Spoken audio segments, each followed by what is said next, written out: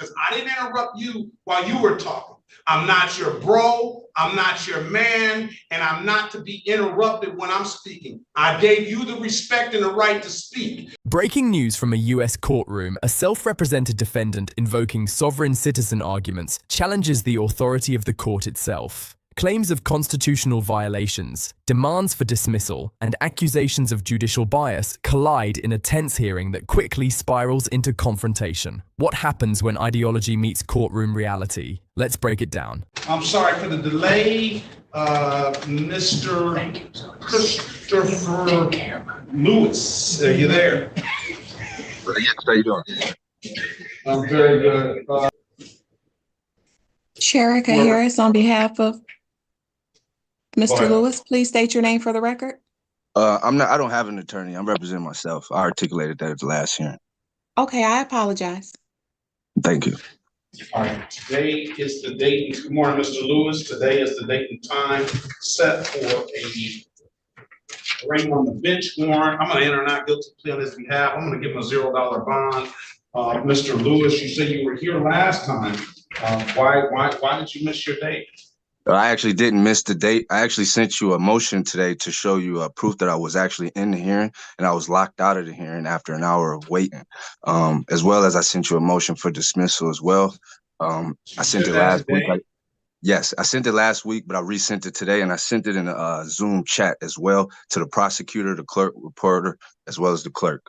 I didn't get that motion, either of those motions. Is there any way you have availability to look at the Zoom message, right? I sent it to not only your email, but the Zoom chat as well. I need it in my email. I don't sent it twice. I could tell you my email if you want to search it, but you should have it twice in your email. I resent it. What's your email? Okay, I'm resending it at the moment. I'm gonna put my email address in the chat and I'll put my email so you'll have it. And send that to me, and I'll have an opportunity to read that. I'll confirm that you sent. I'll wait to confirm that you sent it to me, and I'll give you a date. The next court date is going to be a pretrial date on May the 28th, 2024 at 8:30. You need to get a copy of that to the city attorney as well. I'm actually just sending it to the prosecutor as well. Daya Mason, is that her? Yes. Prosecutor? Yes, I did just send her attachment. If she could send me a confirmation that she received it. Get it to her email address. So Mrs. Mason, you put your email address in the chat as well, so Mr. Lewis can get you a copy of that. I really appreciate that. File of that motion, those motions that it has. All right. I'm going to wait on that. Once I confirm that you gave me that, I will recall the case. All right, let's pass that matter. Let's go back on the record with Mr. Christopher Lewis. I have received this motion, and I read the first couple of lines of it, and that I'm not concerned necessarily about the March 18th incident. I don't know what happened on that day, but you are here now, so we'll move forward. Excuse me, sir. I heard you say that you only read the first couple lines. Is there any way we could possibly take another case until you get the chance to read the entire thing? It's only 2 pages. I'm not going to read this entire thing today. It's only like 3 paragraphs, the entire thing. The defendant, Christopher Lewis, appears without an attorney and immediately asserts that he represents himself a common starting point in sovereign citizen cases. He claims he was locked out of a prior hearing, argues that motions were ignored, and insists the court violated his due process rights. The judge, however, focuses on procedure, not ideology, and moves the case forward. The rest are just case sightings.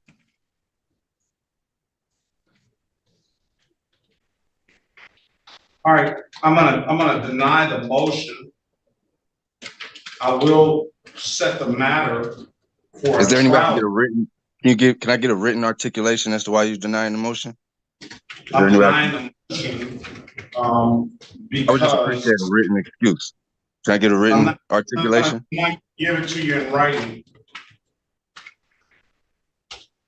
What I Are will we on do, record? Are we on record? we're on record. Okay. Is this court bound by the U.S. Constitution and Supreme Court rulings?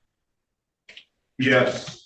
Okay, you were denying my motion when I said that I had Fourth Amendment violations, and you're saying that you're denying my motion without looking into it or granting me a hearing to go over my motion, or give me an articulation as to why, a written excuse as to why. I want to make sure that that's what you're saying to me. You're asking for a change of venue. I'm denying that. I'm saying that no, there's a motion for dismissal, and I'm saying that you, as an Article 1 judge under the Commerce Clause, if you're not going to uphold my due process and my Fourth Amendment, I'm saying that maybe we could change venues where I could get a real judge. Okay, I'm denying the motion to dismiss. Okay, I'll set a trial date for you so you can be heard on that type of form. I insist that the court give me a written excuse as to why you're denying my motion, so I could take that to the tenor. Okay. Well, you can insist all you want to. Okay, I appreciate that, but I'm telling you, you're telling me today why you're not going to look into it or give me a hearing, that's so I can go over the evidence that I have to present to go with my motion. You don't want to do any of that, so I'm just asking that you can give me a written excuse that I could go take and complain against you on. Because that's violating my due process. You didn't even give me the chance to say we're going to schedule a evidentiary hearing or something like that. You're going to sit up here and disregard that when I made genuine claims and put genuine evidence in there, overwhelming. So at the end of the day, like I said, there's no crime. This is a fraudulent charge. There's no suspect. Y'all suspect me for no crime. There's no victim, no losses. Okay. And in a minute, it's going to be malicious prosecution. So I'm asking you to dismiss this charge or change the venue. And if you refuse to do that, I'm asking you for a written excuse so I can take it to the tenor, sir. That's what I'm telling you. Because if not, I'm going to go to the tenor without it and let them know that you refuse to give me a written excuse and you refuse to give me an evidentiary hearing, but you just straight denied it. When you just 5 minutes ago, you said you didn't even read it. Now you just denied it. That's conflict of interest. That's bias. That's all that. So let's put it all on record. If you feel just as strongly as you feel, give me a written excuse. If not, let's change venue. Because you're Article 1 judge under the Commerce Clause. This conflict of interest, you only here to make money, man. You know what I'm saying? It ain't no crime. Wait a minute. Ain't no victim or no loss, bro. I'm not your, listen, I'm not your man. Look, sir. Hey, sir, respectfully, you're Article 1 judge under the Commerce Clause. You've been on the bench since what, 21? Couple years? You need to talk to somebody. I'm asking you to give me an evidentiary hearing to go over my motion for dismissal with the overwhelming evidence or change venue.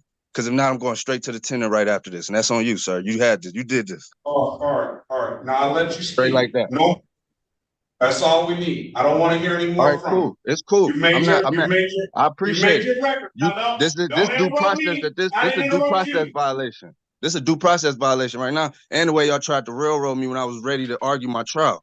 I told you I was here to argue my trial. Y'all locked me out. Now you're trying to start the process over. They're not prepared to present a case. I'm telling you. They're not prepared to present an injured party. So what are we doing? Listen. Please do not say any more. You've already made your record. I've given you that opportunity. If you continue on, especially interrupting me while I'm talking. As the hearing continues, the defendant leans heavily into sovereign citizen rhetoric, questioning the judge's authority, citing Article 1 courts, the Commerce Clause, and demanding proof of a victim or injured party. These arguments are frequently seen in similar cases, but courts consistently reject them as legally invalid under established constitutional law. I didn't interrupt you while you were talking. I'm not your bro, I'm not your man, and I'm not to be interrupted when I'm speaking. I gave you the respect and the right to speak. Just because you're unsatisfied with the way that I ruled, then that's not my problem. You take whatever.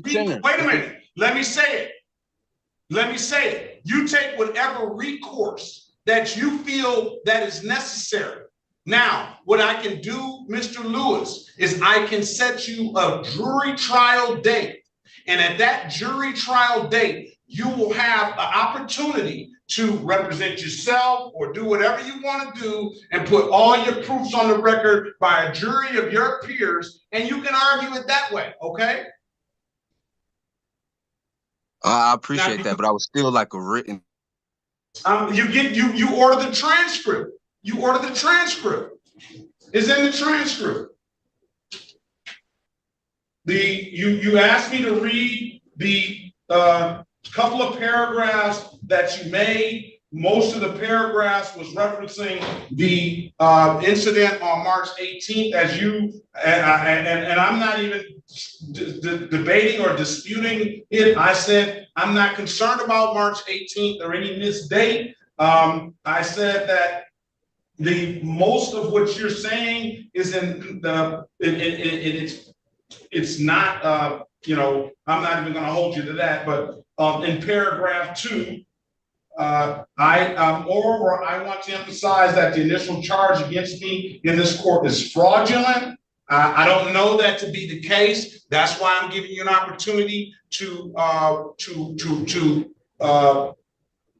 have a jury trial, and they can make the determination. Neither the complaining witness or the prosecution is prepared at any point of this case to present an injured party or any reported damages/losses. So it becomes abundantly clear that every proceeding taking place is strictly an attempt to seek funds where there is no crime and not seek real justice. So we are giving you real justice, because if you say that there's been no crime, then you have a right to a trial. And that's what I'm giving you. So I was assaulted, detained, and my property illegally searched and seized with no suspicion of crime at the hands of the complaining witness, Joshua Martin, and assisting officers. I do not consent to these fraudulent proceedings and demand that the court dismiss the charge immediately with the appropriate remedies. And I'm dismissing the motion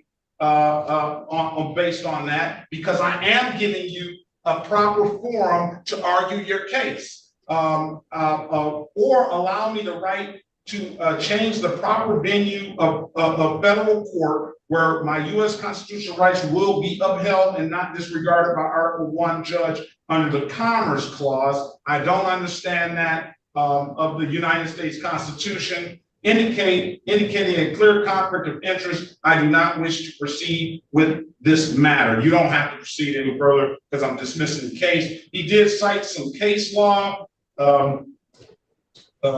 It was at Sherrar v. Cullen, 481 Federal 2nd 945. For a crime to exist, there must be an injured party, corpus delicti. There can be no sanction or penalty imposed on one because of the U.S. constitutional right.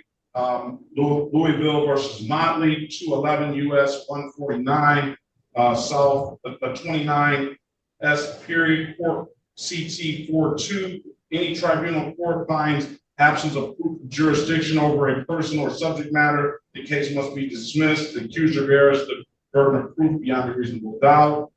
All right, so I'm dismissing the motion. All right, so you want a trial date? Give me a jury trial date, please, Ms. Memphis.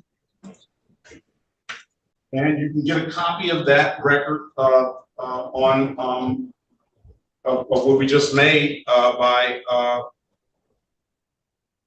going through the proper channels of the court to get the court reporter to produce that record. The judge makes it clear motions can be denied without oral hearings, transcripts serve as the official record, and disagreement with a ruling does not equal bias. When interruptions escalate, the judge reasserts courtroom control and redirects the case toward a jury trial, the proper legal forum for disputing evidence and charges. I can't even get the court reporter to respond to my voice messages or you to respond to my emails, sir. The court is not going to respond to your voice message. The court reporter is going to respond to you coming down. The 36th district told me to call her today, that I was locked out of my trial date. I had a scheduled trial. The court told me to call her that day, and I called her that day, and she still hasn't responded. So I'm trying to see if the court that you work for is trying to tell me how the appropriate channels, and then y'all doing it different in y'all court. What am I to do? I think you're talking about the court clerk and not the court reporter. There's a distinct. Yeah, I was told to call the clerk the day that I was locked out, the moment I was locked out. We've moved past that getting locked out. But that was my trial date. Yeah, so I'm giving you How soon can I get another trial date, sir? How soon can I get another trial date? That's what I'm asking. That's what we're trying to do now. A jury trial. A jury trial. I'm gonna let the jury of his peers hear what he has to say. It looks like it's going to be July the 23rd. Before you say that again, Ms. Mathis, just verify it before you say it. Please, the dates. Okay, I'm just checking. I know, but you're thinking out loud. Okay, I'm sorry. Good day. Yes. July 23rd, 2024 at 9 a.m. July 23rd? Yeah, 2024 at 9 a.m. We'll have a final pretrial the day before. Why would we need a final pretrial? Why would we need a final pretrial? Because I said I wanted one. But that's how you protecting your interest. You protecting your interest, and you're gonna dismiss it on that day. So you're trying to play with me. You could dismiss it today, sir. You literally, but violating my due process. You are literally violating my due process. You can't even give me a written excuse, but you're gonna all this whole. Mr. Lewis, I know you don't want counsel, but is it possible we could talk in a breakout? Excuse me, ma'am. I do. Excuse me, ma'am. I am in pro se. I'm in pro se. Go wherever you want to. Final pretrial of July 22nd. I am. Date is going to be July 23rd. All the parties must appear on the final pretrial date, and the jury, and that can be on Zoom. And the next day, the jury trial date is in person. Have a very good day, Mr. Green. Best of luck to you. That's not my name. I don't know. Mr. Lewis, I'm sorry. Have a very good day. Best of luck to you. All right. This case highlights a recurring courtroom pattern sovereign citizen beliefs clashing with procedural law. While defendants have the right to represent themselves, courts are not required to entertain legally unsupported theories. The result? Escalation, frustration, and ultimately, a jury trial.